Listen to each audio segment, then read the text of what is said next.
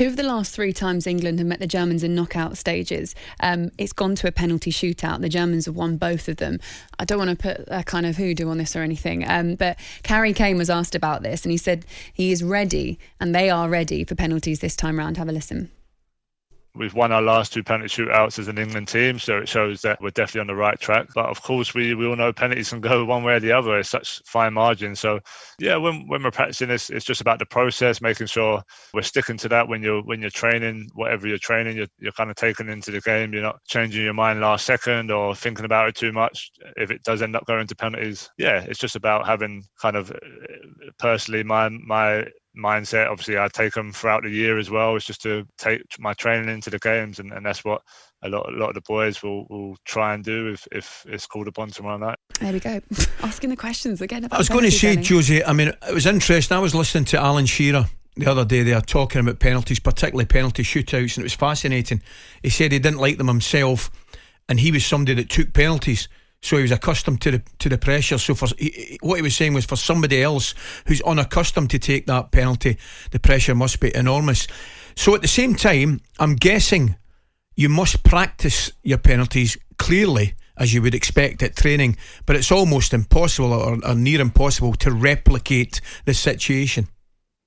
Yeah, to replicate is impossible, because the pressure situations you cannot replicate. There is even people that take the players to the stadium, put the noise of the crowd to try to replicate it, but no chance to replicate. So it's just a question of practice. In the Harry Kane situation, there is something that I love on Harry, which is the fact that when he goes to the game, he knows if there is a penalty, he knows how he's going to take it.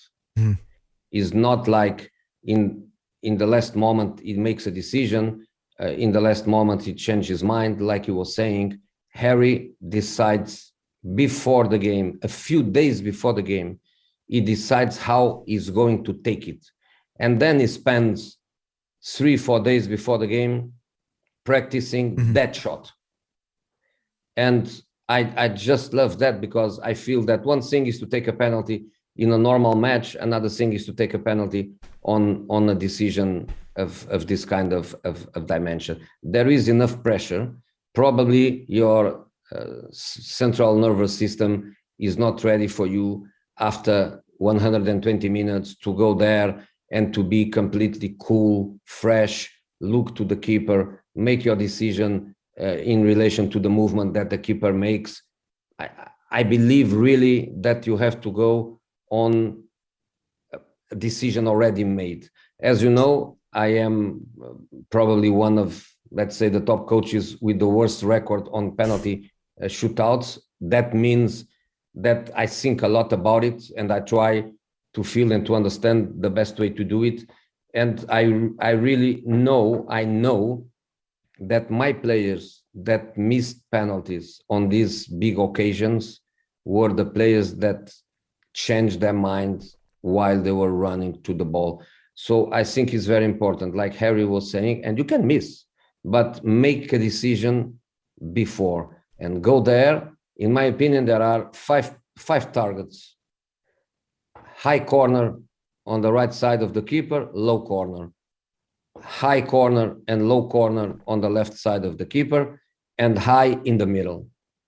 If you go mid-height, ask Simon, he knows of course better than me, but I think if you go middle-high, is the easy one for the keeper. If the goalkeeper chooses the right side, is the easy one. So you have five points to go. Train before, make your decision before, go there and hit it strong. You know where to go. The decision was made. Go there and go strong. José, I want to ask you on penalties, because I find this fascinating. You've said yourself, obviously, as a coach, you don't have the best record in penalty situations.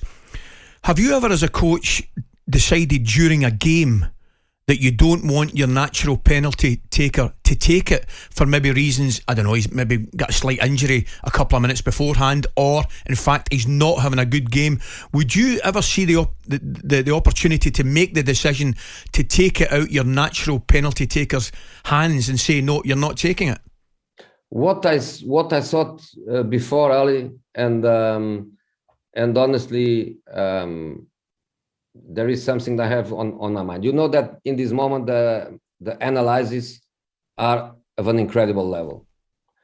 Let's say Manuel Neuer tonight, he knows where, let's say, Harry Kane, Sterling, Rice, the guys that take penalties, he knows how they took it, not last season, the last 10 seasons. He can watch the way they run to the ball. He can see the way they change their profile of penalty during the years. The analyze is at such level that the goalkeepers, they know everything about the way the penalty takers act and react in this situation. What I thought already was, maybe you have in your team players that never took a penalty. Mm-hmm. These players, they cannot be analyzed. Nobody knows how they take it.